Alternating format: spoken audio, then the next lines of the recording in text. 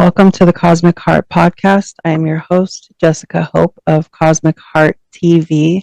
Today we have Roran, and I'm very excited to talk with you about all things esoteric. I saw what you shared about everything under the sun, and I just really wanted to give you a chance to talk about your journey on what led you on your spiritual path and what really brought you to where you are today, because a lot of the things that I saw on your post on Threads, which is what led me to you, really called out to me, because there are many things that I've studied and come into my own truths on. So I'm really excited to hear your side to things. Yeah, thank you so much for having me. It's really hard to know where to begin because, you know, a lot of this started when I was very young. I had a very rough childhood. Um, but I would say most of my work has been most of 25 and a little bit of 2024. Yeah. And a lot of it has been escalated due to like grief processing. I think loss sometimes makes us face ourselves, especially when we don't have support that we need around us. It snaps you in and also taps you in, because you have to tap in to communicate with them as well. Absolutely. And with your higher self and learning to connect with that. Right. A lot of, yeah, I would say, some of this just to tap into early childhood trauma. Sometimes we carry out patterns that we take into our adulthood that we don't realize are active. Right. And only recently have I been operating from, my higher self or my true self, I guess you could say. But it sort of feels like through all of my adult years, I've been asleep. And suddenly waking up was terrifying, but also inspiring. It's like falling off a cliff, but you land on a bed of pillows instead of rocks. Yeah. But the whole way down, you're terrified. Yeah, no, seriously. I was in a relationship I shouldn't have been in for a long time, and someone who was not keeping me someone I was granting too much power over me, and I didn't realize was happening. But, sometimes, it's sort of like they were aligning with what I was projecting. So if I wasn't really connecting with myself and I didn't really know how, they kind of filled in the gaps for me. Okay. Yeah. Does that make sense? Yeah. So after breaking it off with them, I got really close to a good friend of mine, and it's like she made me remember all the things that I loved and all the things that I grew up with when I was young. Right. Mostly dance, and music. And it was like she looked at me and was like, I see you. Why aren't you doing all the things that your soul aligns with? Why aren't you doing that? Yeah. And she's like, I don't know why I love you, but I do. And she's like, come with me. You've been lost for a while. Let's do the things that I think you're gonna love. And all in that time, I had the best time I think I've ever had in my life. And it made me remember who I am. Yeah. But I think my soul at that time, since I was still lost, I recognized her as me. Does that make sense? Yeah. You're also explaining something I'm currently experiencing. Yeah, it's a reflection. It's a reflection of our souls. Yeah, and she reflected, really, you right now? Yeah. That's special. Yeah, it's incredibly special. Beyond words. So during this time, I saw a reflection of the deepest parts of my soul that I haven't seen in like well over 15 years. Yeah. And it made me feel like something sacred was happening, Mhm. like incredibly sacred to me.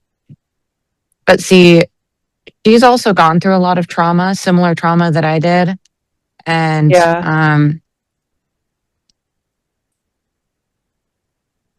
I don't think she could really hold what was happening for me. Like Hard for people to. she saw what was, she saw something was happening and she was scared of what she saw and wasn't Okay. really sure how to hold that depth. Hmm. Um, and so it appears to me that she started acting from like fear patterns that she's always had. And um, it really hurt me. She did quite a few things that really hurt me. And I'm not upset with her because I know that, you know, that was coming from a place that doesn't necessarily have anything to do with me. And that's okay. Yeah. You know, um, that's her journey. Yeah. And it came to a point where we couldn't continue our journeys anymore together. Mhm. And it broke my heart because I felt like I was losing me. Yeah. That makes sense. It felt like I was losing me. And in the depths of my grief, I realized all of this. I realized that this was just a reflection and it was me that I've been looking for this whole time. I Hmm. was looking for that reflection in her, but it was actually here. It's been here. Yeah. I've just been looking for it. And when I realized that, it brought me back. It brought me to me, the real me. Like she helped open the door to help me find me. And Wow. That's a gift. it broke down everything that I knew, like all sorts of like internal like systems that I've had that helped me survive. All of them just like broke down. And I realized that I haven't been able to be here for myself and I haven't been able to see myself. And I've been looking for meaning for Yeah. so many years, but that it's been here all along. All I had to do was just look. Well, and there's added components to that if you don't mind me sharing. Yeah, go for it, please. Um, it's multi-layered, but to simplify, it's like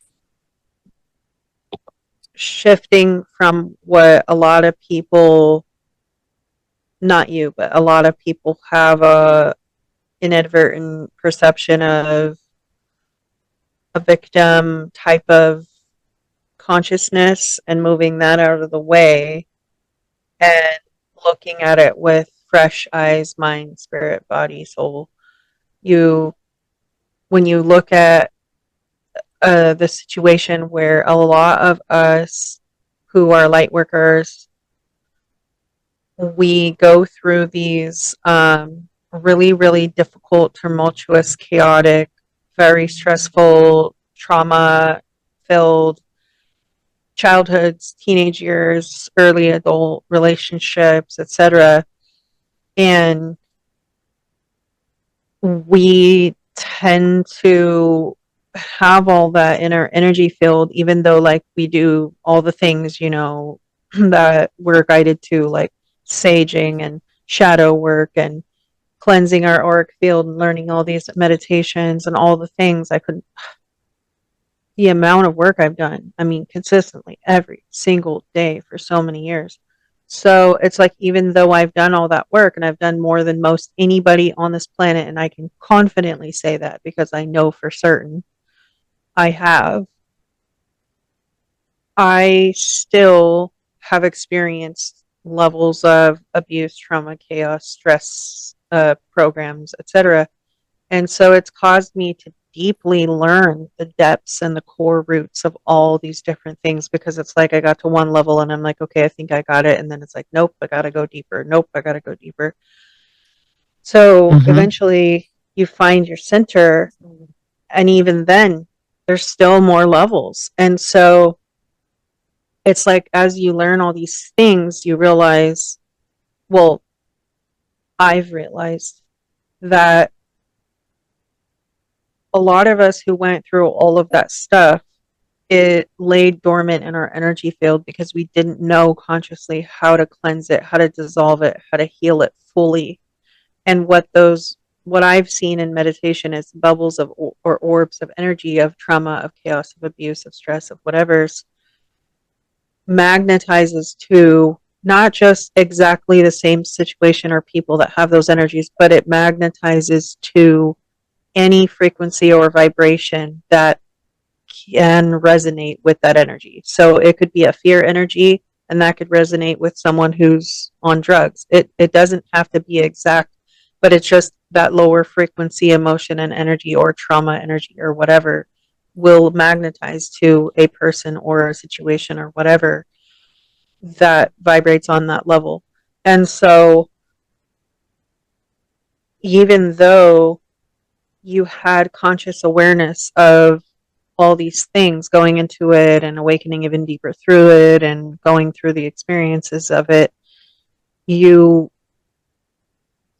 didn't necessarily, it wasn't like a bad thing per se, because it was a catalyst to so much growth for you, and so much introspection and so much meditation and so much deep diving into your hurt, your pain, your traumas, etc. And so it was a literal catalyst into like helping you evolve spiritually. And so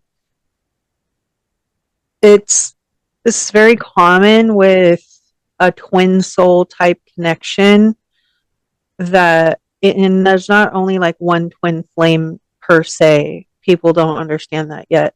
But some of us have a twin soul connection with people where they're a literal mirror, and they're meant to be that for us. And some of it is for a period of time, some of it's for a long period of time, some of it's for a lifetime. You know, there's that whole saying, or there's a reason, a season, or a lifetime for each person that enters our life. And so when we go through these like levels, it's a conscious effort and action for us to actually bring ourselves to the level that you did, where yes, you're acknowledging you're grieving, yes, you're acknowledging it hurt you, of course, but you're also asking the right questions. What do I need to learn in the process? What do I need to Mm-hmm. understand from this experience, and where do I go from here? Mm-hmm. And You know, like, what's underneath? What's a what's a system programming that I'm running that has got me to the position that I'm in today? which ties Um, back to what I was just saying. mhm. And you know, just another point is that, and something that I hold really close to me is that in our darkest moments, in our darkness, is the doorway to our light. You Mm, know, and I mean, it's super common. I mean, I see it on all scales. I see it in our society right now, or the systems that we're running, you know, on large scale, is that people don't want to collapse. We are trying to survive. And when we see that collapse, that darkness, you know, that is mortifying. That's scary, yeah, you it's know, but unknown. those are usually the areas that we need to look at so then we can grow. Mhm. You know, it wouldn't be painful otherwise. I'm not Yeah, saying that someone should just like go jump in the pool all at once, you know, like that's, you can, you know, take a walk down, you know, ask yourself questions, you know, hold your hand while you do it. It's scary, and it's scary for any and everyone. And, you know, whatever that looks like for you is unique. Somewhat, not everyone's going to understand your darkness.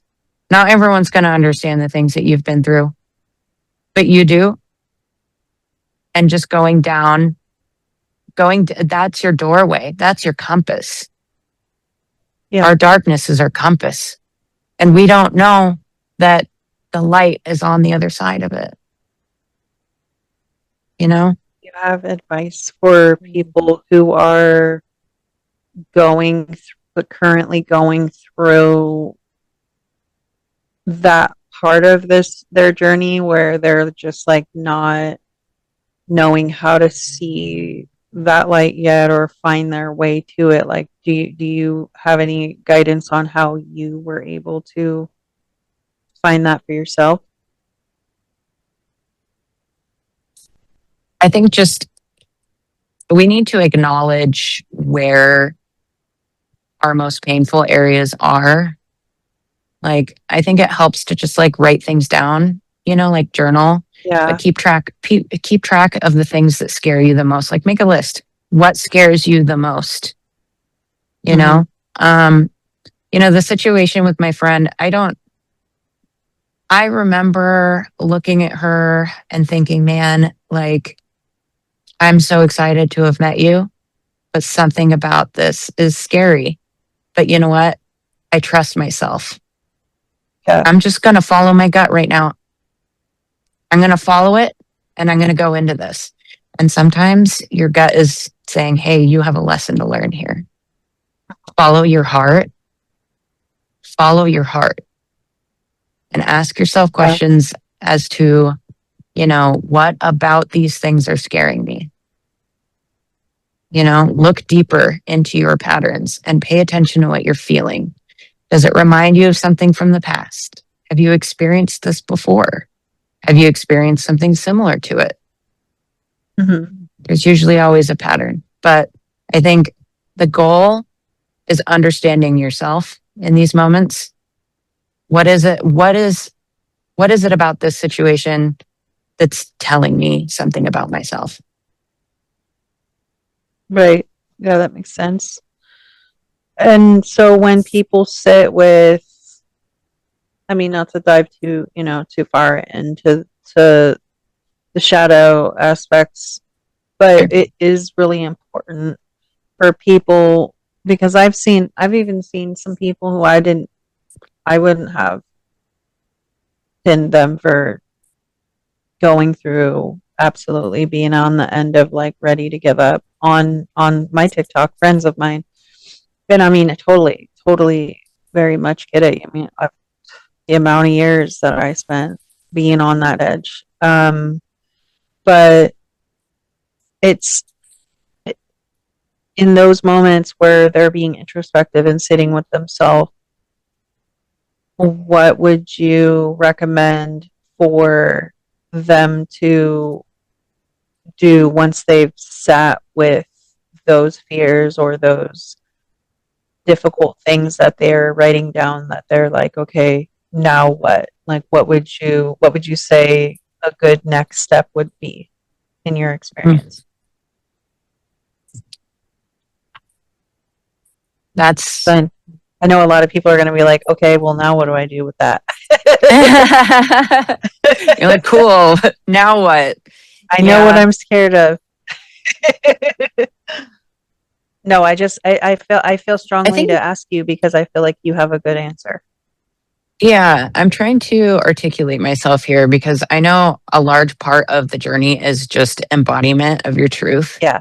Hmm. Like, I don't think it gets more spiritual than that. I'm going to be real. Like, embody your truth. Don't just know it, like, embody it? Right. So I think understanding those things and moving, keep making choices. Understand what scares you and don't let it limit you. Um, Yeah. keep having interactions with people, keep your heart open. You know, um, it's hard for me to articulate that because that's going to be so different from everyone, like, Right. I think when we start diving, have conversations, talk about it, embody your truth and don't stop, Yeah. don't That part. stop moving. And I think a really big thing I've learned recently is I know a lot of people who have been through trauma and, they'll they'll talk about all the things that scare them. They've acknowledged it. And now they're just, their nervous system is still in a really heightened state and they're Mhm. still scanning for those signs.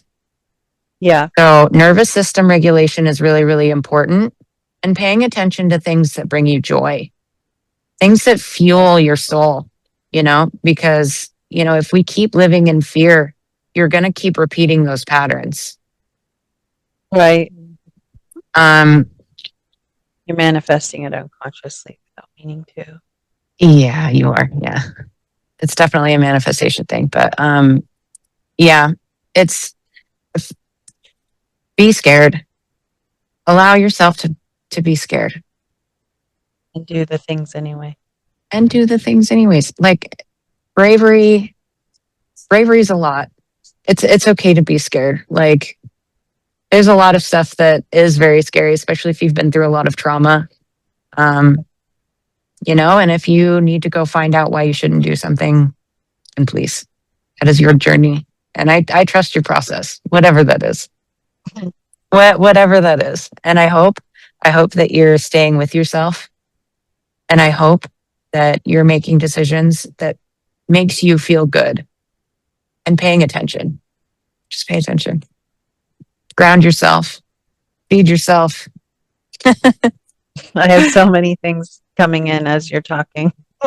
Oh, good. That's amazing. I love that. It's funny, like, thank you so much for that also. Yeah. That was really great, great guidance. And I really hope that that helps people out there because it's just a really crazy moment in life, in this time, in this world, in this realm. You Oh, tell reminded me me about of it. my oldest son. Yeah, he's Uh, 20 now. He just turned 20, February 1st, and we were just having a conversation about a lot of what you just said at the end there, which you're probably going to see this. So shout out to Gabriel Ryan, Mr. Gabriel. Um, I'm so proud of him.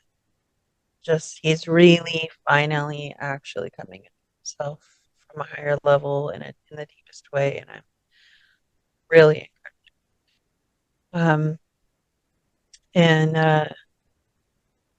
he was sharing some things with me recently on how he made certain choices to experience certain things because he just felt like he needed to understand what it was. And while I was listening, of course, like the mother aspect of me is like, wish you didn't do that. But then my higher self was like, he needed to experience it though. Like that's his soul's decision to experience these things. You can't you can't interfere. You have to let him find his way. And I was like, okay. So that's like a really hard balance, between the protector, mother aspects of ourselves. Of course, my soul is a protector too, but the protective mother aspects of myself, and then my higher self being, of course, a lot of us are multidimensional, multifaceted beings. We have lots of different aspects of different lives that we've lived that are all here with us, all having conversations about things, all whom which have dealt with it differently in every lifetime, hmm Um, Absolutely. yeah, so it's a delicate balance listening to your own child say like he chose to do certain things when he was younger or whatever, and I was just like, because I'm seeing like the effects that it had on him now or later on, and I'm just like I literally raised you so much better than that, but at the same time I have to respect and honor his path. I have hmm to honor and respect it. It's not uh, maybe I'll consider it. I have to. And so he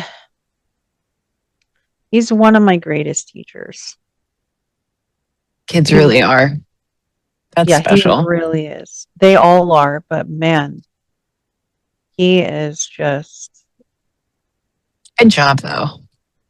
Like, honestly, trusting that process, especially like, you know, you being someone who cares more about this person than anybody else, you know, it's hard to trust their journey, their process, you know?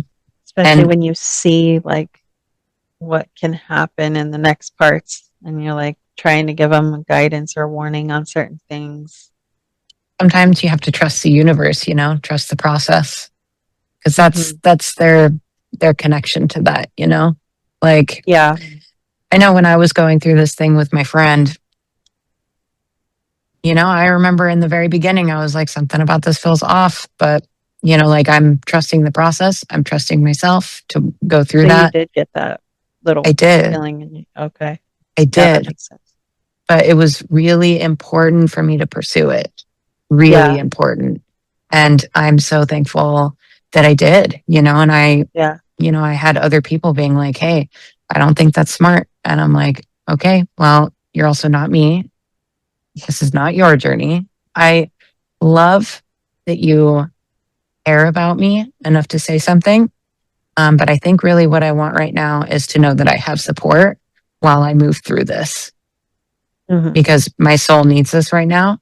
It is part of my journey, part of what I need to learn. And I'm going to go through it and I would like to. Yeah. And Good. those were some of the most special moments I think I've ever had. And I'll literally cherish them forever. I'm so thankful. And even though in the end it hurt me, it also brought me Yeah. back to myself. So And that's such a gift. yeah, it really is.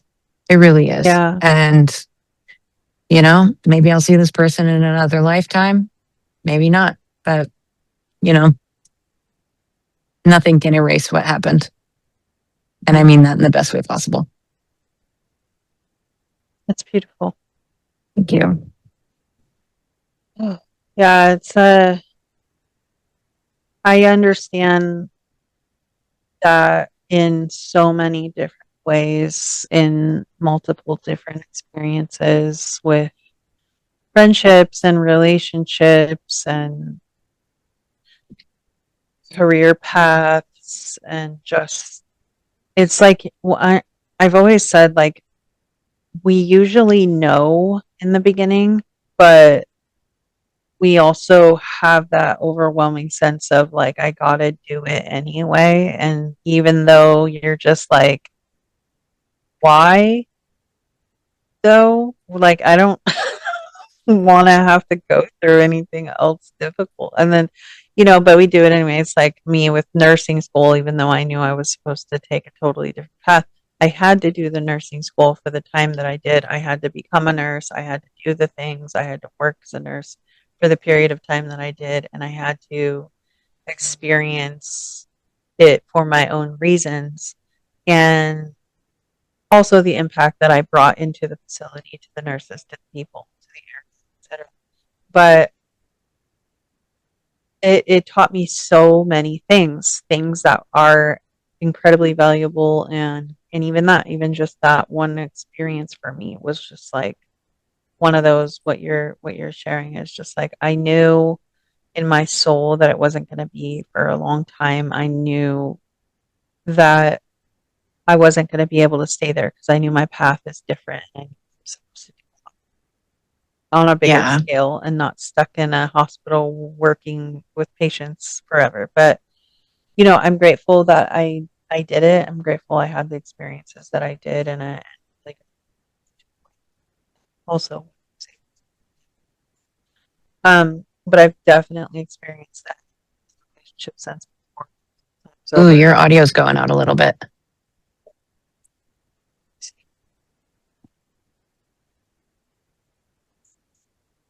I Is it better? think so. Can you hear me okay? Yeah, I can now. Yeah. It could be my internet. Um, but yeah, it's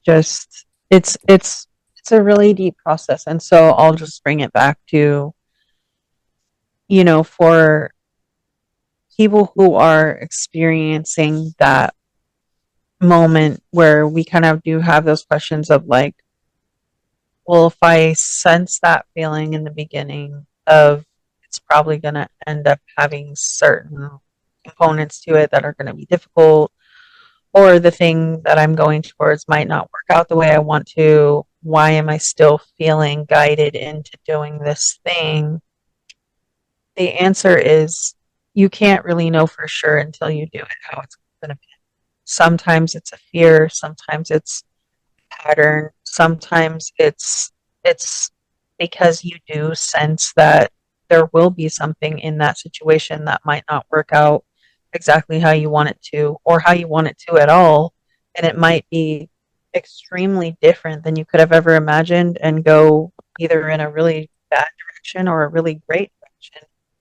More often than not, though, when you trust your heart and your soul to tell you what what direction to go, what avenue to go down, you're getting that, yes, I still need to do it, then it's really important to honor that because you never know exactly why you need to have that experience. And we have to step into the unknown and trust the process because we do have to remind ourselves like life is not a fairy tale. It's not ever going to be, it's literally, and a lot of us little girls growing up need to get it in our brain because a lot of us got that stupid bullshit. It's happily ever after. There is no happily ever after. I'm sorry to burst the bubble. What No. there Oh, go ahead. is it's all going to be okay. It's all going to work out. And you keep trusting your soul and you're going to have those happily ever after moments, but it's not ever just going to be. Once we accept that here, then we can experience real happiness. There you go. I was going to say, I feel like growing up in the system that we have, they portray love and fairy tale in such a over the top kind of cartoonish kind of way, Yeah. and it's not, that's not real. But Oh. I suppose for me, it's a matter of perspective. Um, because, like for me, the beautiful parts also encompass the parts that most people think are ugly. It makes it real and raw and something that we can connect to on a deeper level. You know, Mhm. sometimes it's the ugly parts that make it real. If it doesn't have all that, then it's not a real connection, is it? You know, Yeah, right? that makes sense. I Mm. feel like so many people like they always, they fantasize about, you know, the love aspect, but they connect to the villain. And it's not that everyone's the villain, it's that everyone connects to the imperfect parts of the villain, the darkness that is allowed to exist, you know, the dark parts. Because it's Yeah, real, it feels real. yeah. Um, Well, a lot of so people also come to the belief of that dark is bad. nah, dark is real, you know? And I think once we realize that, maybe things will become a little easier. I don't know. I know the world is kind of in chaos right now and we all really need each other. But a part of me is, like I will never, ever, ever be okay with, the violence that's happening, the deaths that are happening. Like I will never be okay with that. But a part of me really thinks that the collapse of the system that's happening Hmm. is so important. It is Oh, part yeah. of the process of rebuilding a better place for us to be. Is more real. It allows us to breathe and exist and be ourselves. Hopefully. I've been saying for years that the only way for a new paradigm of reality to exist is for the first one to collapse. And you said it so perfect when you said in the beginning of the conversation that a lot of people are not ready for the collapse. I'm one of them. We're all Yeah. scared. I Yeah. mean, what is it going to look like? What, a lot of us need government assistance. A lot of us need help.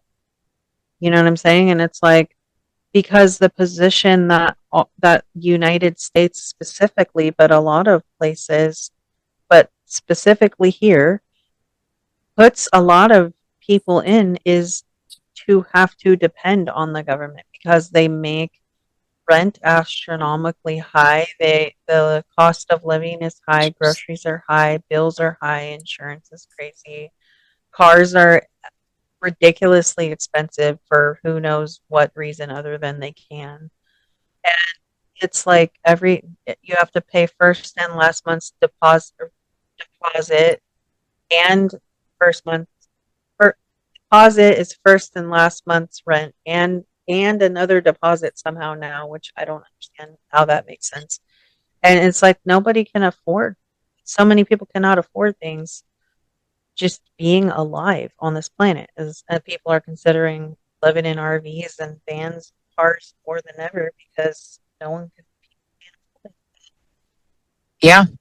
And then they don't pay you enough, and they don't make the places that people are working pay you enough to afford to even pay gas. Gas is expensive. I mean, there's so many factors. It's like you're we're talking about an economy and a society that's set up to make humans fail, keep the poor, make the poor poorer, make the middle class feel like they can't catch a break, the wealthy or the rich richer, and it's just so difficult for people to find their way. And for the lucky ones that figure out how to be wealthy through online work, is like it's like you crack the code because realistically, that's where it's at. I mean, there's hardly any over the counter jobs that are going to get anyone in a position where they can comfortably live in our society. And Yeah. so when we look at what is it going to look like when society collapses entirely or has an abrupt, well, I mean, look at what happened when they didn't give everybody food stamps for a month. Yep. Yep. Like, Absolutely. what's that going to look like if it really, really does? So we have to also remember, like, it's a whole new ball game when that happens. And so, and then you have people like, well, I'm going to just steal and I'm just going to do this. And it's like, that's the whole point is put people in a position to put them into a state where they can, enact a potential martial law or whatever. And it's like, for Hmm. what? For what? Yep. There's a lot of grocery stores near where I live that are, like on the Pacific Northwest, that are closing due to, theft. And it's so sad to hear that. Like, we need to feed ourselves and feed our families. And the thing people are choosing to steal are groceries. Like, Right. stealing, like whole stores are closing because people are stealing groceries. Right. Like, really think about that. Like, that is so, I mean, food is a human right. Like, we need to be Should able be. to feed ourselves. Um, and honestly, I don't know how we're going to move forward, but I do trust that people are getting tired and that good people are going to stand together and we're going to support our communities. So, whatever is going to happen, I trust the process. I do too. Just got Like, chills. right now, I do too.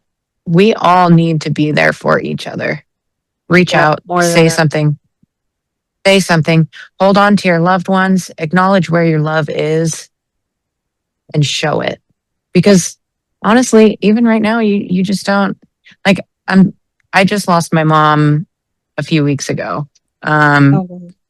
yeah, and that in an accident. Like we didn't Oh, know it was going to happen. And my son was staying with her. So now he's with me, but I have major shifts happening. wow. Um, but you just you never know when somebody you love is not going to be there anymore.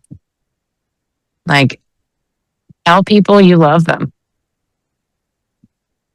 especially right now. Like Yeah. the world is crazy. Tell people you love them. Say you're sorry if you need to. Do whatever you got to do. You know, 'Cause it's just love not is worth it. love Definitely. is precious. It is. Yeah. You don't have to get along, but just tell them you love them, Mhm. you It's know? better to make peace than continue holding on to grudges and hurt and all that stuff. Because realistically, at the end of the day, even if you have beef with somebody or you have uh whatever, we don't know who we're gonna rely on. We don't know who we're gonna need. We don't know who's we're gonna need to show up for us. And it's like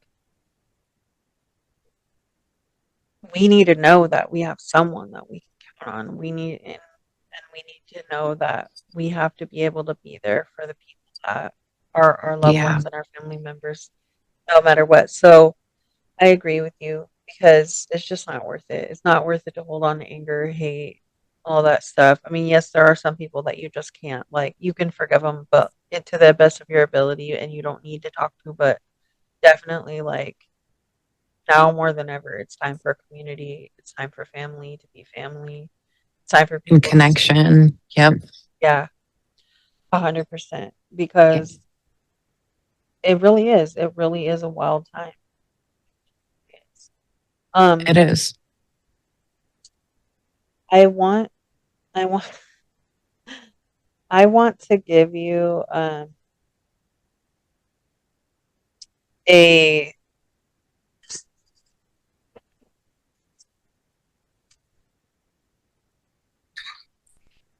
I want to give you a an opportunity if you're open to sharing about some of the things I'm just feeling guided to ask you some of the things that you have experienced with your spiritual awakening that helped you kind of like start tapping in or tuning in to things that awakened your mind to reality, like truths. Because a lot of people, a lot of people like to say like it's conspiracy theories or Mm, whatever. Um, and I will chime in, when I feel called to, just so you don't feel alone in all of it.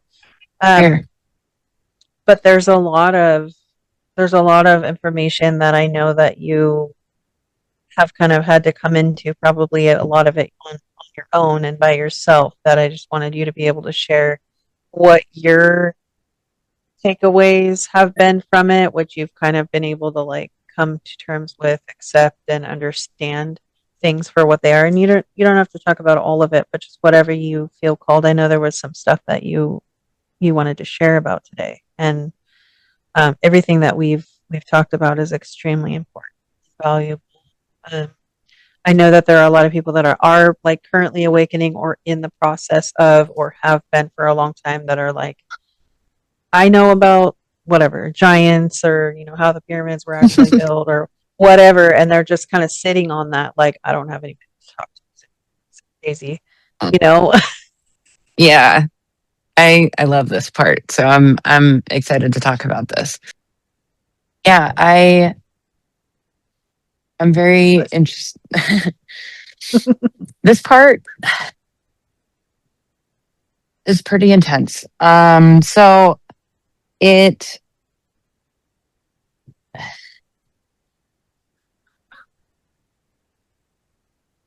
I'm trying to figure out how to explain this in language that actually makes sense because when I noticed that something was happening, um,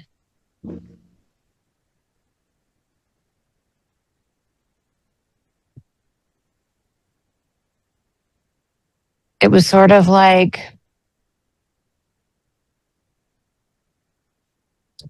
my body suddenly became calm.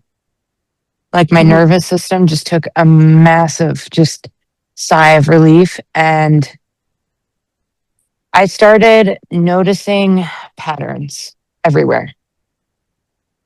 Um, Like synchronicities. yeah, I noticed a lot of synchronicities and I noticed a lot of just like patterns in my life. Like it's kind of like macrocosm to microcosm, Hmm. like just tons of like patterns of just like, like my trauma patterns. And then like, I don't know, like the synchronicities were wildly intense. They were Yeah. everywhere. And man, when you start to download those messages from your higher self, Yeah. it's so important to that's when you're activated. Like your Right. consciousness is activated. And so for me, I took 3 months off work. I took 3 months off work and I did a lot of breath work, meditation, um, a lot of like meal planning. I was very specific with my meal planning. Like I did a lot of like root vegetables and warm meals, just kind of like to ground my being. Yeah. That's good. So yeah, synchronicities are a really big thing. And I think when you start to feel them come in, when you start to download all those messages that you've been missing out on, you know, Yeah. um, Mhm. I mean, that's when your consciousness is expanding this way. And you have to ground your body because you still have a body. You still got things to Yeah. do, you know? So ground yourself. Self-care, meditation, breath work, eating, just be really present with your body Hmm. when you're doing daily activities, taking a shower, be mindful of how you're washing yourself, like really be here with yourself, hold yourself in these moments. Because I tell you what, if you try to go to your friends and tell you what the hell is happening, I mean, that certainly caused me some issues. Yeah. Um, Not everyone's going to understand what you're going through, but trust yourself. Trust yourself, trust your process, and self care. Oh my God, self care. Yeah. Like when this starts happening, like it's so important that you're listening and that you take breaks. Like you don't have to deep dive into like everything that's happening. Just allow yourself to download what's happening. Let the messages come in and maybe keep track of them. Like I did a lot of journaling during that time. Um, and you don't need to broadcast anything. This is for you. This is your time.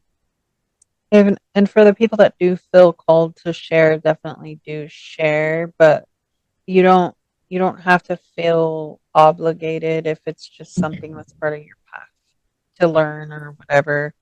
It's Yes. just because other people are doing that, don't feel like you have to. But if you do feel called to start sharing, definitely do because that is how you're going to find your tribe. You might find Mhm.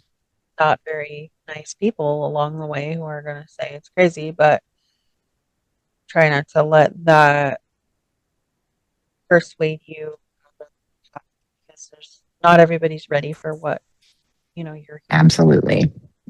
Yeah. And inevitably, I think for me personally, when I was talking about my friend that, you know, helped me go into this awakening, she was really scared of what was Yeah. happening. She's very scared of, like schizophrenia and psychosis and stuff. And Yeah. so that's what that's what she thought was happening. And she got really, really scared. And it ended up, unfortunately, ruining the trust of our friendship. Um, Okay, so that makes sense. yeah. Um, but the process started before the rupture happened. And Mhm. unfortunately, I went through rupture and grief through the awakening, which was very intense, by the way. I Yeah, definitely recommend a lot of self care.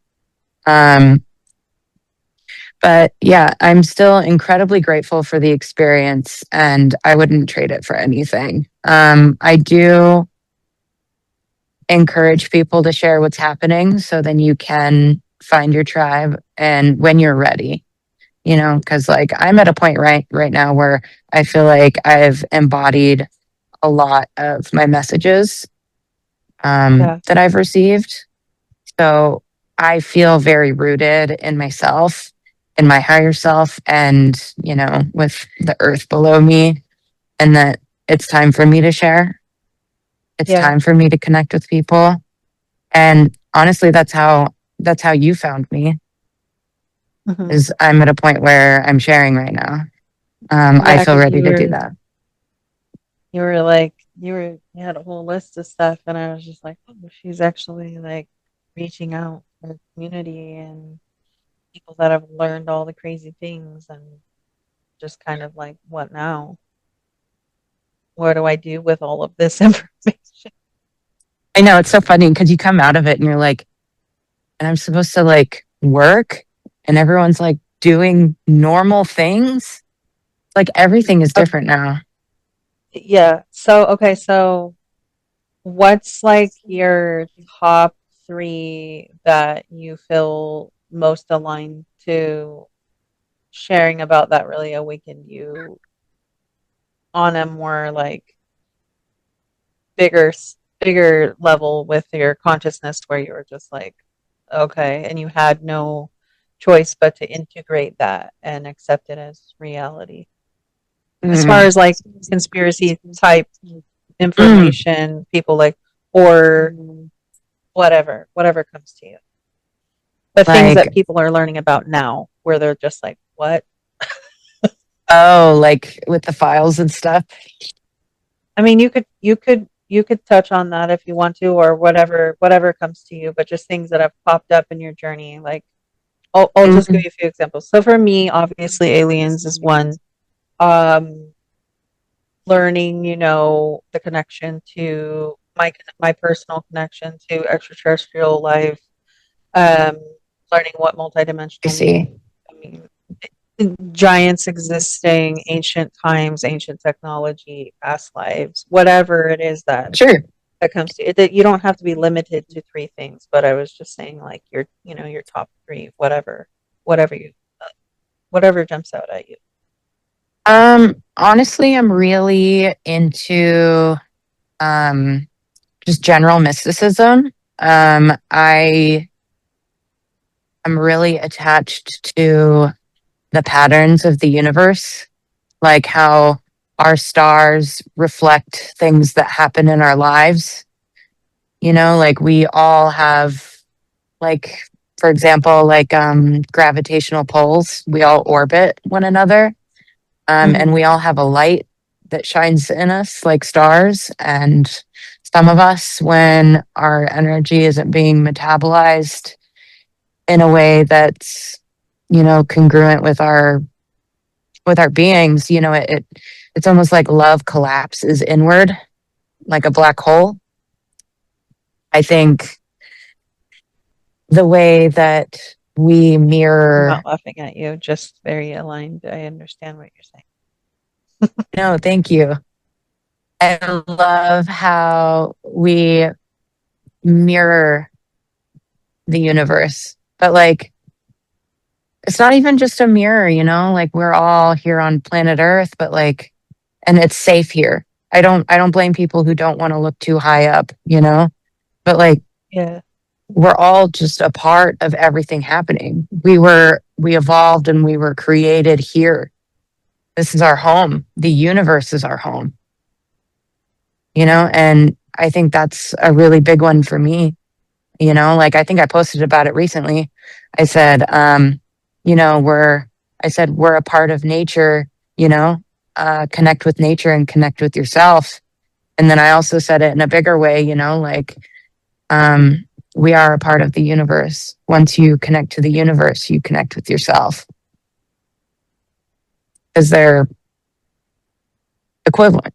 You know, like you go out in nature and, you know, you touch trees and suddenly you feel grounded and feel more yourself, and you align with, you know, your being, you know, and because you're a part of that. Sometimes we forget that, you know, we get so caught up in the daily grind and paperwork and things that we need to get done, and, you know, like paying rent and or your mortgage, you know, but like when you go outside and you touch trees and you take deep breaths and just be one with you know, the nature of what's happening, you realize that like you're not separate from it, you know. I got a really vivid vision that I was going to share with you. Yeah, I would love to Well, hear. I heard something funny in my head, which was go touch grass. I thought that was funny. That's the gaming community. Um, what I saw was was so beautiful. I mean, and obviously it's not the first time I've seen something like this, but it was a really vivid vision that I want to share. It was like as you said it, you know, I'm seeing like the words and the vision of like we are an extension of the universe. We're not separate from. But then I also saw this really beautiful vision of like a person standing on the earth with their bare feet and connecting in energetically and recognizing that the body that we're in, you know, it came from the elements of the earth, but also stars. And there is no real separation of it. Was like I saw the body and then I saw the dirt and then I saw the rocks and the mountains and the water and the ocean leading out to the ocean and then the planet connecting energetically into space and space to the stars. It's just like a never ending connection to all creation. It's just really beautiful vision. Yeah, that's beautiful. I love that. I feel like, you know, we are like all living creatures here on earth are such a miracle because, you know, our time here might be so brief compared to the time that the universe is alive, is what it's doing, you know, for the length of time that it's existed. Like the little blip in time that life gets to exist, at least even on one planet, if not more, is such a miracle that the universe gets to look at itself. Yeah, that's well said. I think that is so special to me. Like, Yeah, it's beautiful. yeah, thank you. So yeah, I would say that is one thing I've really just, as far as like a like something that's like bigger than me, that's came into me during that time, this time, it's that, and Yeah. that's given my life so much meaning, and also like maybe not take things so seriously, Mhm. you know. um It's hard to as do, far as but like interpersonal, yeah, it is. As far as like interpersonal, I think I've really noticed almost in like stark detail the story that has been painted around me for years that I've been alive. Like I've seen my whole life painted before me, in the patterns that I've laid out, in the people that have been around me. I think one difficult thing about experiencing an awakening is realizing that you can't bring everybody with you. hmm And yeah, that's, that one's a really hard one. it's a really, really hard one. But I will always love these people. I will always share appreciation for them, for the roles that they played in my life at one point. But not everyone can come with you, and that's okay. um, Yeah. I'd say that's been a really big one for me. It happens in layers. You'll find it happens. You'll accept it, and then something else will happen, and then you'll have to accept that too. It comes in layers. Yeah. And I think I've also learned to not be so scared. I think nobody has to be perfect. No one has to be healed. No one has to be woken up to mean Mhm. something to you. Um, True. Yep. Again, something I love about humans is that we're messy. We're messy. We make mistakes. We cry. We hurt people. Like, I think what's most important is that, we're guiding ourselves through it and around other people and still Yeah. managing to manage our connections with them. Um, it might be a bit of a dance, but it's never going to be perfect, and you always have yourself. That's a really important key. It was like a church bell in my heart when you said that. I feel loud to say, um, for those who hear that message and don't know how to reflect back into yourself. That is the whole point. It's about coming home to you and healing yourself so much within yourself, enough at least to where you can feel safe within your being as a home to come back to, as your place of peace, as your place of center, calm, stillness. And that is something that most people have a very difficult time coming into, Resting. because, yeah, and finding for themselves within themselves, because so many of us are programmed since birth by nature, because babies reach out to the mother for comfort, to seek out comfort, home, and safety and stability within someone else.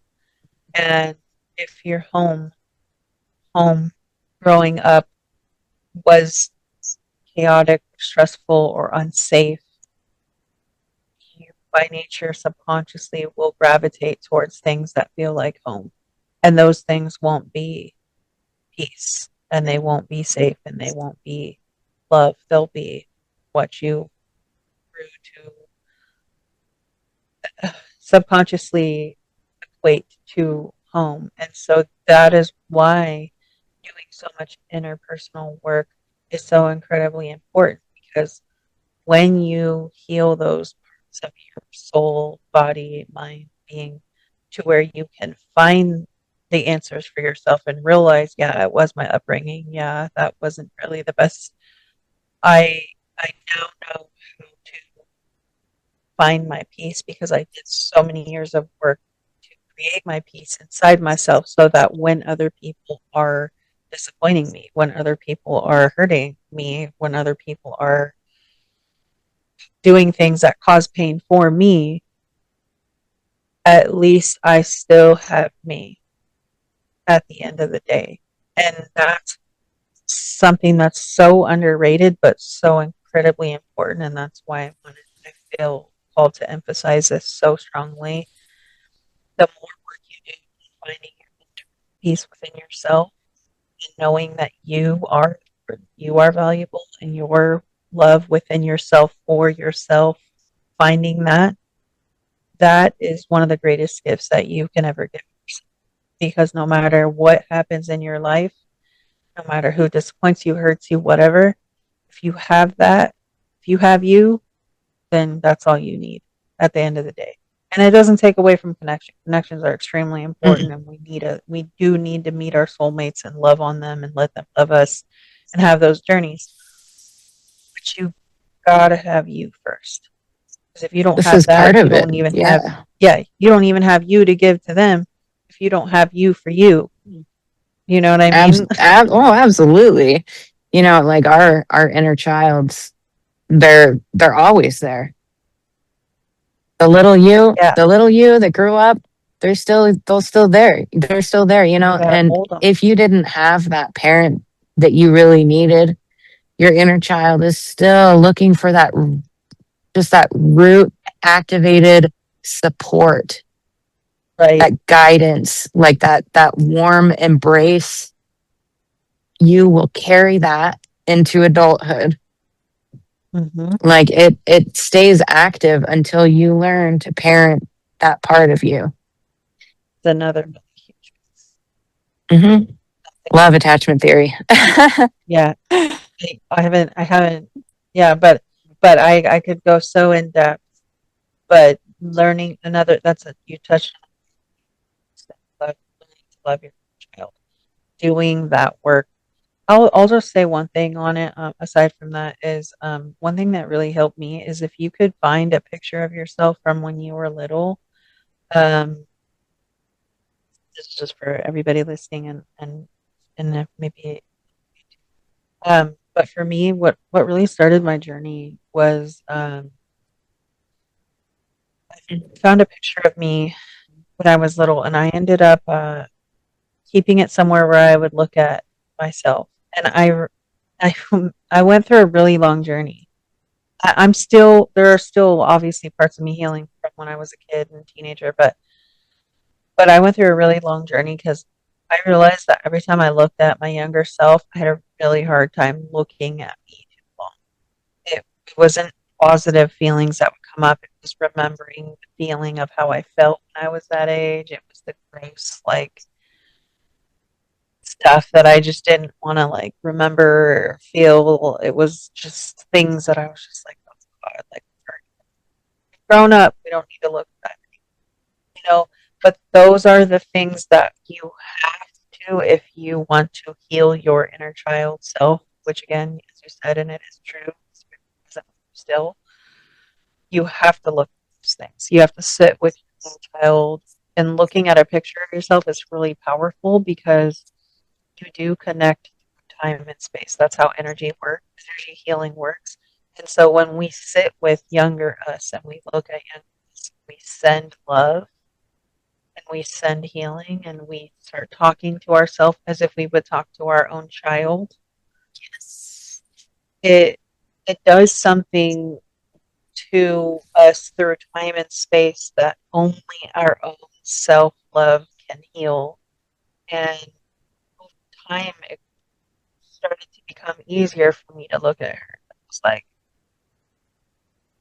oh, she just needs love, you know? And it's not like I talk about myself in the third person usually, but it was just like I had to do that in order to create the paradigm shift for myself of, okay, I have children. How would I talk to my child? How would I want my child to feel my love from me?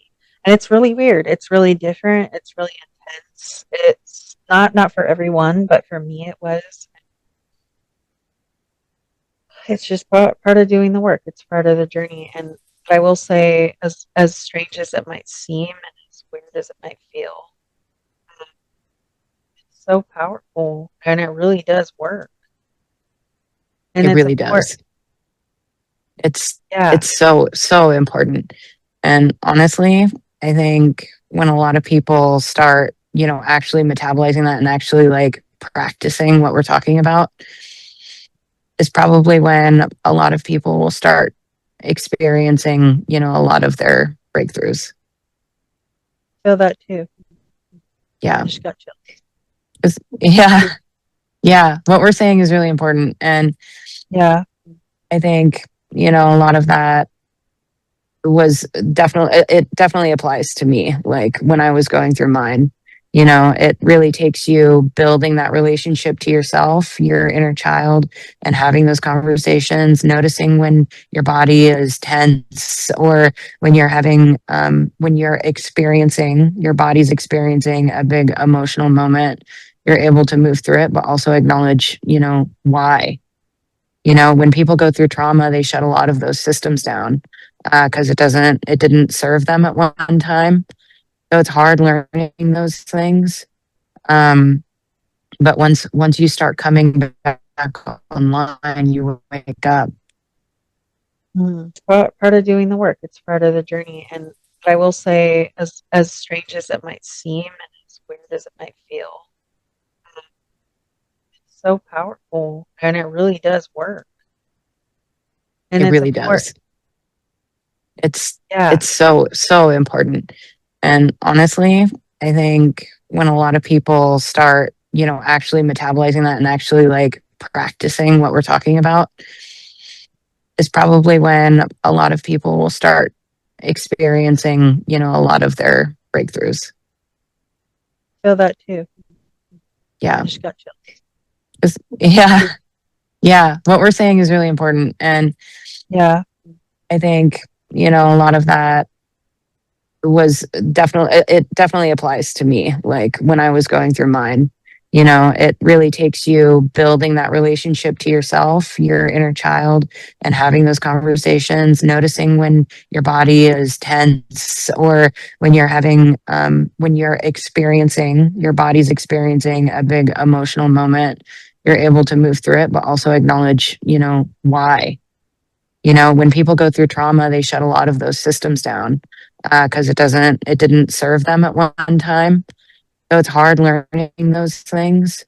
Um, but once you start coming back online, you wake up. Mm. Just saying, when you when you can love on and nurture your partner's inner child and that inner teenager self,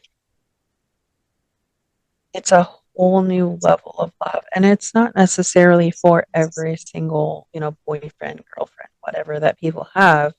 But when it's your person, like it's your, like you're going to be with that person for the long haul person, when you can love on them, the levels of healing and nurturing that happens is extremely deep. And that same instance goes for your children. The older that your children become, remembering to love on their little selves is also extremely important. For me, I do it naturally. My higher self just kind of does it, but like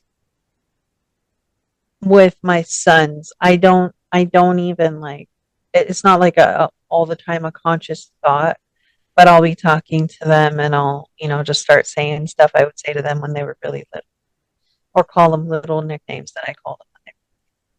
And it activates that little part of them that makes them remember how that felt when I used to call them those things and talk to them in certain ways. Like it just comes out naturally. Like for my 13-year-old Felix, it's like I'll just start kind of almost like talking to him like he's a toddler sometimes. And I'm not consciously thinking it. It just happens. And then I see him smile from his heart. And I realize like he really needed that. He needed to remember that little him is loved too. And Yeah. I just do, I'm really silly with my kids, but like, I just do stuff like that with them all the time. And it's a natural thing for me, but I feel like it's important to note uh, for people who are not experienced in doing the work of healing their own inner child and inner teenage self, it isn't going to necessarily always come naturally for everyone to know how to do that for others. And a lot of people, they don't have that example given to them by their parents or loved ones. So they're kind of just at a loss on like how to even begin that process. And that's why it's so important to go back into starting with doing this process with yourself, because the more you can acknowledge your younger self, versions of your younger self, the more you can love on you and even learn like that that's even a concept to even be a real thing, then Hmm. the more it'll come naturally for you to Yeah. do it for others. But if you don't even know how to do it for you, how are you going to do it for somebody else, you know? Yeah, most definitely. It's really deep work. I really encourage a lot of people to do it. I don't think everyone necessarily needs to. I think it should Yeah. be something that should be available for people who are searching. Um, Hmm. and I also want to say this, like, some people are really looking to figure out what's wrong when, they're in survival and in times of their life that is really, really challenging. And I really want to illustrate that, like, you know, a lot of this deep work isn't always safe to explore when you're experiencing something traumatic. Yeah. Um, I think building a safe place for you to explore these things is really important, because it can be a little destabilizing once you really start getting into the gritty work of it. Um, so making sure that you have safe places to be, and like you have a roof and somewhere warm to sleep, and things of that nature. Um, Yeah. being in I would survival is hard. Yeah, Sorry. it is. But a lot of people, no, I didn't mean to talk over you. I just felt to say, though I do agree with you, but then at the same time, the catalyst to a lot of these things is trauma and traumatic experiences. So I'm like, ideally, it's so important to have a safe space to focus, introspect, meditate, and heal. But then at the same time, it's like that trauma a lot of times for people is the opener to like them having to go within and like find their safe space. So, Mhm. but but at the same time, I feel I feel like to what you're saying is also important for people to know that sometimes that just looks like driving to the nearest body of water and just sitting there or putting your feet in the water and cleansing, even if you are going through something really hard. Taking Yeah. a bath or a shower and putting salt on your head and intending that it cleanses your thoughts and your energy, whatever that is for you. But just having little moments while you are going through the hard shit to like have do something to help you cleanse and heal and feel better through it. I just wanted to add that piece in there because I felt like I just don't want people to be like, well, I have to wait until everything feels better until I can. Yeah, no, not necessarily. You know, honestly, Although it's sometimes when best. you, sorry, what?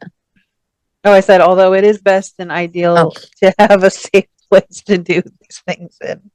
right. Absolutely. Well, I think what I'm trying to illustrate is, making sure that your body is safe. Oh, yeah. Good.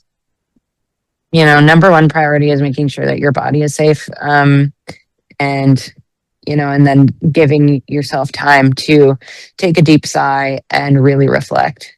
It's like, it's pretty hard to, heal things when you're in like a deep survival state when you feel really unsafe. I think number one Yeah. is making sure that your body's safe, you are safe, um, and don't feel pressure that you need to have some sort of awakening when you're in an unsafe situation. Right. For sure. Yeah. Yeah. I just think of so many different scenarios that come to me. Not think of, but a lot of them come to me because I'm like, for me, it was like having children and becoming a mother to four different children and going through ex marriage of off and on for 17 years to someone who fits every category of narcissism, um, who's also autistic and like deeply manipulative in every single possible way. And I was never fully in a place where I could like actually just have time to breathe and reflect and like some healing. So it's like that was so much of a catalyst though, going through all those things for me that I kept searching and seeking and searching and seeking for those moments of safe and that time of safe and those spaces where I was safe. And I just kind of had to fucking do it. Like it was just like there was no other choice. My higher self was like, you need to do these things. You Right now. gotta meditate. It's time. And I was just like, do you see my life? And it was just constant. It was constant. It was all the time. And Yeah. so yeah, I mean, I would say like totally get into a safe space and healing and doing this work. Sometimes you got to do it while you're in the thick of it too, and it all just depends on what your soul is leading you to, and you just got to trust that process. But for the people who are going through the deepest parts of the hard things, or if you aren't in a safe situation, I would say one thing that helped me in those moments, in those really scary, really hard moments, was something that I will probably always remember, and that was a visual that came to me from somewhere in the universe. And I was meditating. I was actually practicing airbending. Um, Oh, and sweet. I was, yeah, but this is when I first really started. But I was like in the midst of like all the things. I was like totally being betrayed by my ex-husband, and he was like leaving me for Mm, somebody else who I had found because I was supposed to, you know, be with her, and we were polyamorous, and he left me for her, and it was the whole thing, right? mhm. Um, I'm also speaking very openly about this because I feel it's time. So I was in meditation, and the vision that was given to me when I was like at that point in time, I was like everything outside of me feels like absolute chaos, Yeah. and all I needed was something inside. Close my eyes. I was meditating. I was on the front porch of the old house I lived in. And what I got was this visual of how a storm looks. And there's the Mm, eye of the storm, and the eye of the storm is calm. mhm.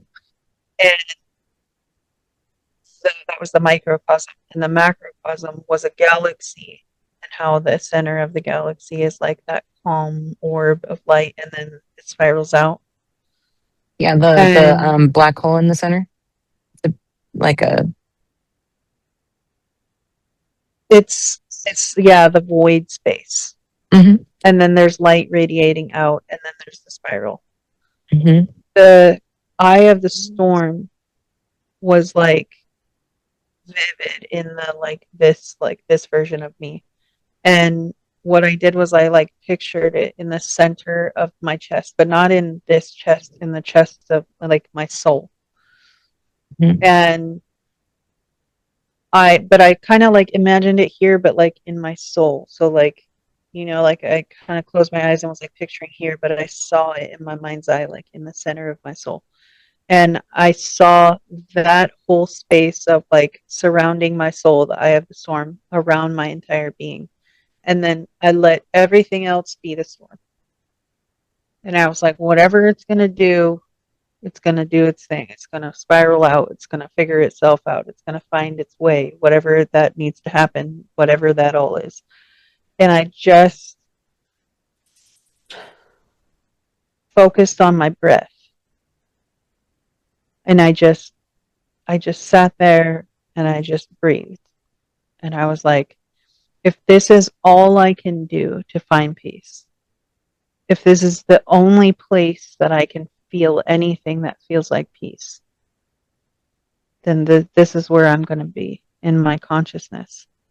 And I just, every time he was yelling or something else was happening or things were stressful again, I would just close my eyes and I would envision the eye of the storm around me. And I would let him and everything else become the storm. And that became one of the most powerful things that got me through so many hard times.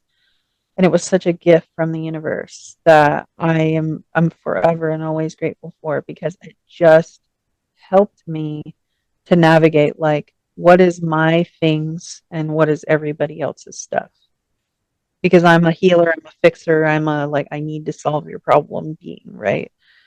And it just made me totally back up from everything. And I was just like, I can't do anything else for anybody else until I know how to navigate me and my stuff. And if I can't separate me from everybody else's stuff, I would continue to drown in it. And that was just such a powerful, powerful shift for me, that really helped me learn the beginning of navigating my own real levels of peace and separation from everybody else's shit.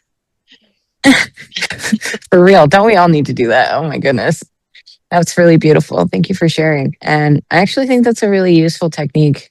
It really, like, I am going along with your visualization here. And to me, that really feels very centered, very like you're allowing the storm, you're allowing things to happen around you without letting it affect your inner peace. And I think that's really special. I think that's something a lot of us need would love to have. And having a really good visualization is honestly really powerful. And it's giving honor without even saying it, or you can say it, doesn't matter.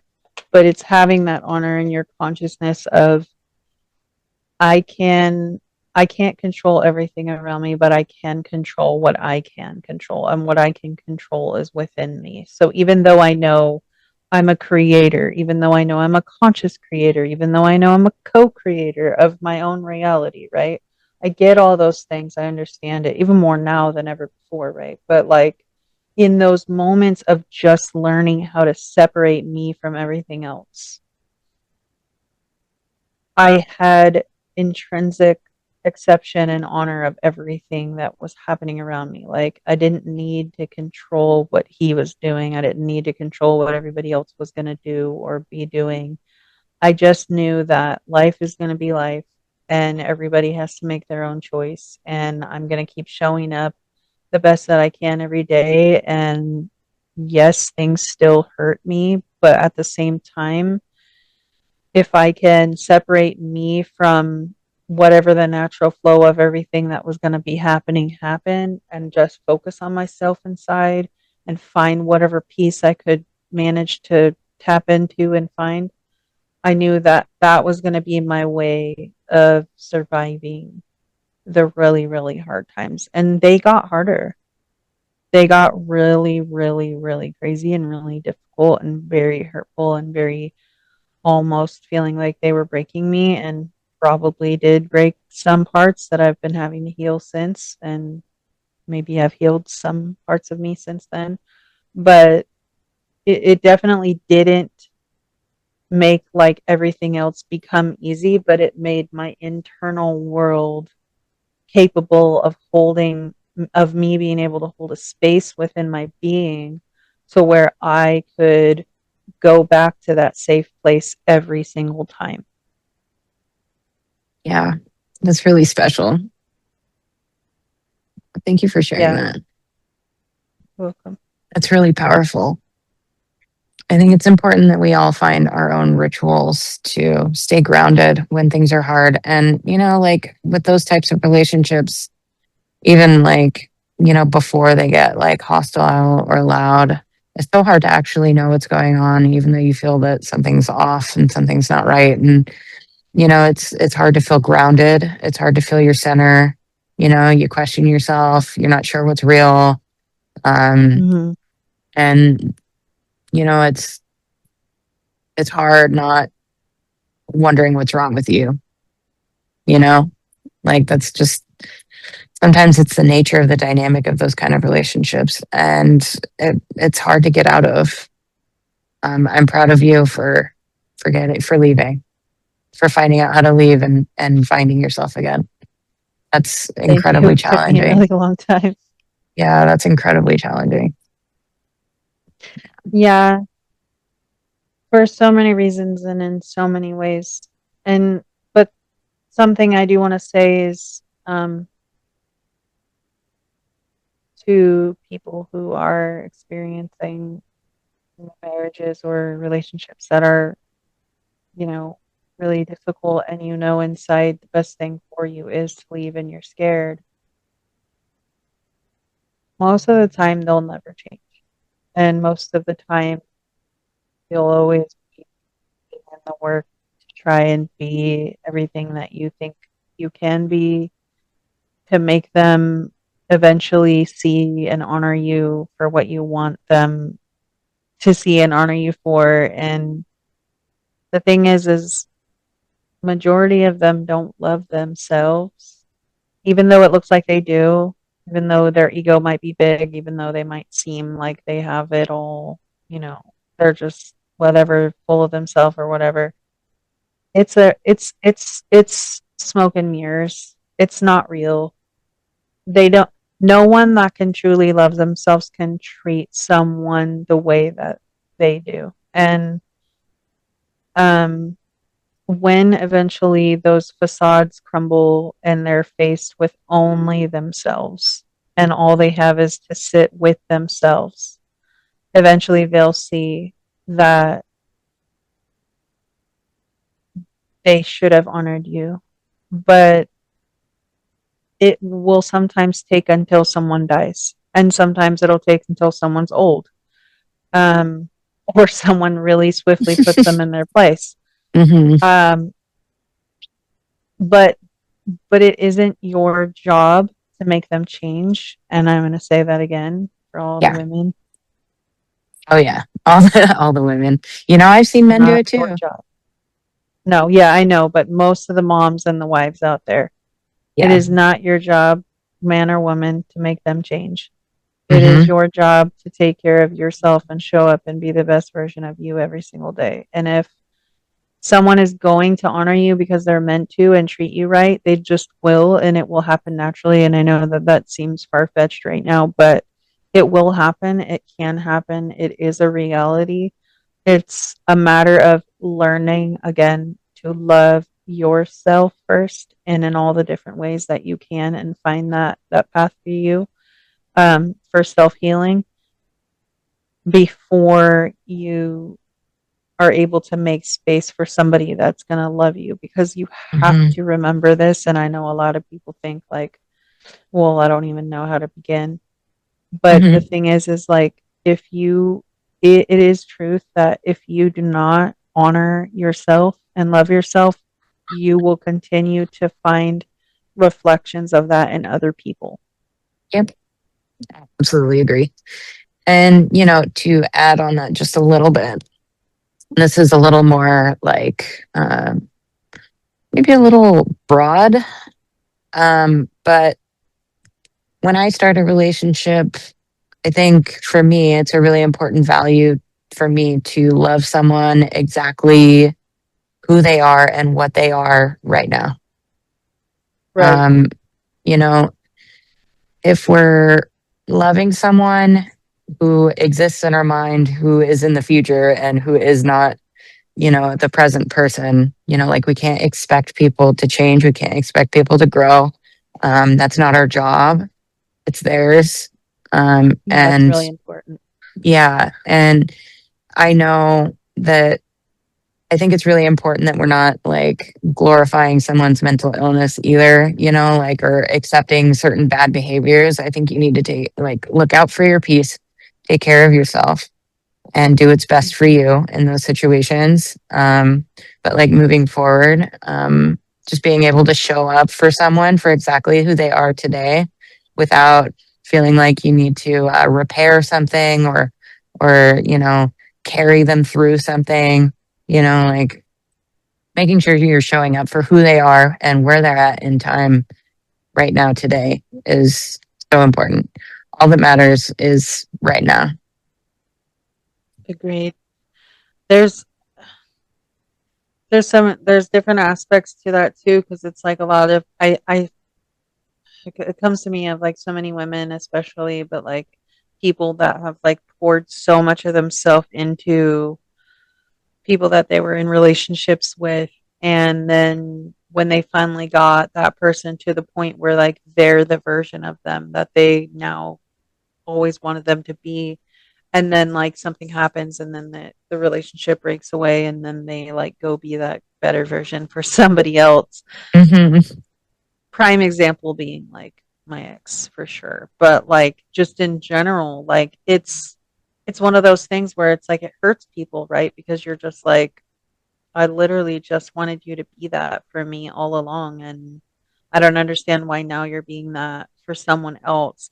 It's multifaceted Yeah. because some of those situations are soul agreements. Some of them are like you were meant to be the catalyst for that person, and then they were supposed to move on, and you were supposed to find someone who can match you, Yep. that you don't have to put all that work into helping them become. They'll just naturally align because you guys are similar in your love styles, in your consciousness, your spirituality, whatever.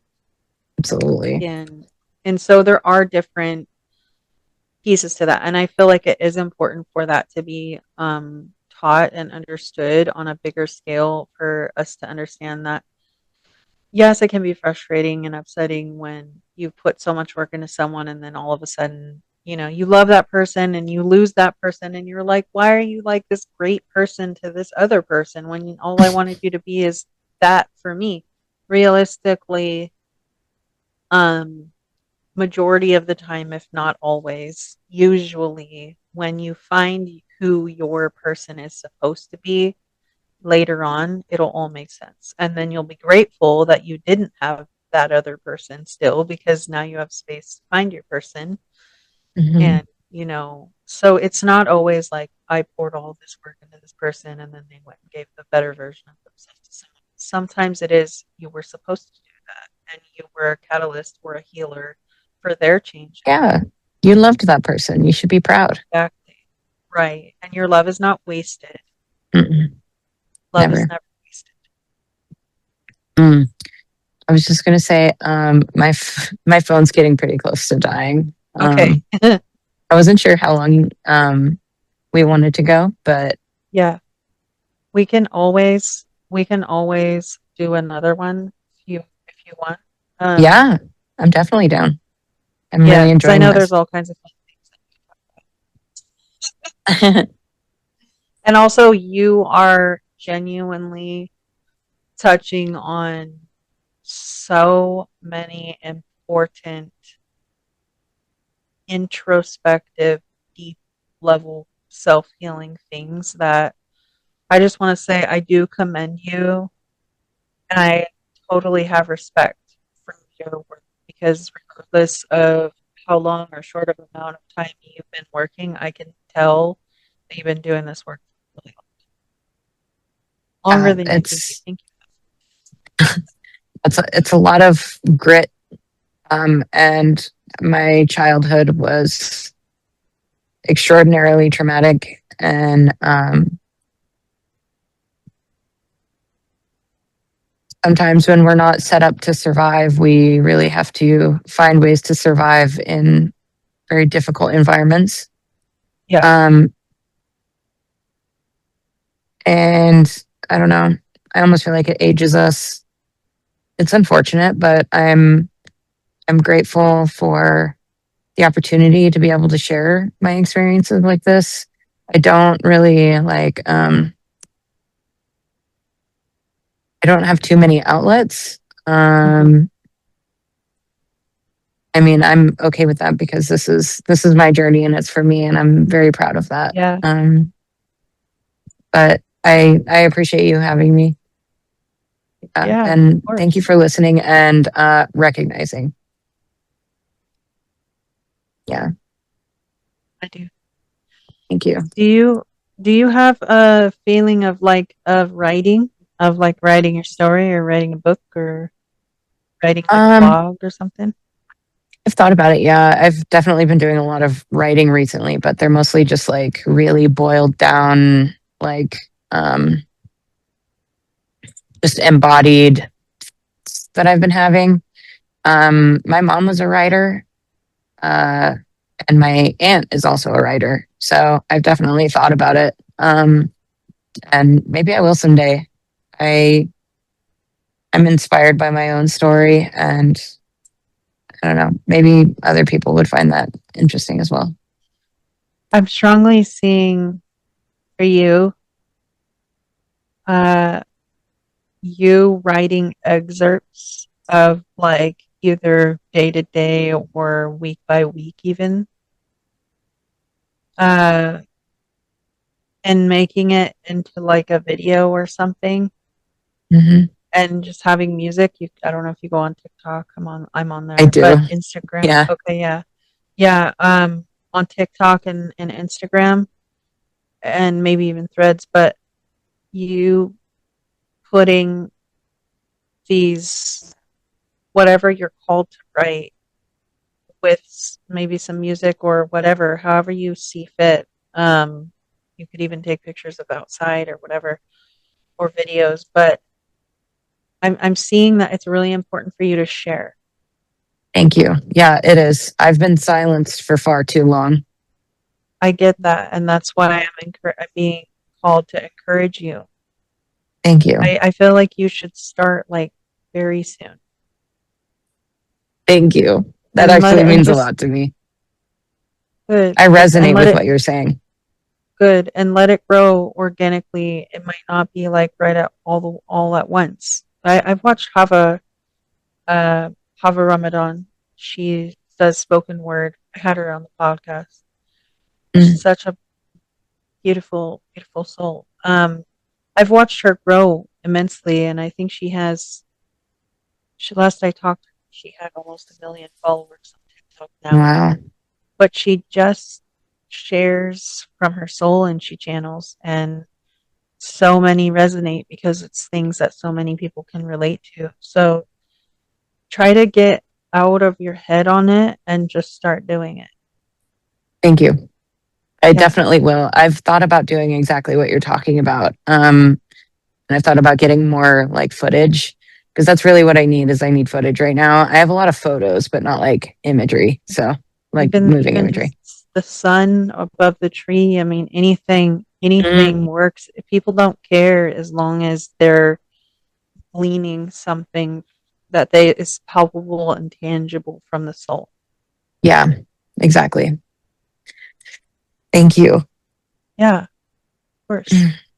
I'm really thankful to have you on, and I look forward to talking with you more. And I just want to really thank you for everything that you shared today. Absolutely. Yeah. Thank you so much for this opportunity. It's really important for me to get my stories out, and Yes, I'm thankful for people who are here to listen and learn. Um, there's more you than know, you think, is what I'm hearing. probably. 444. Yes. You Well, thank you so much. And I hope Thank you have a you. good rest of your day. You too. And we'll talk again soon. Yes, we'll arrange that.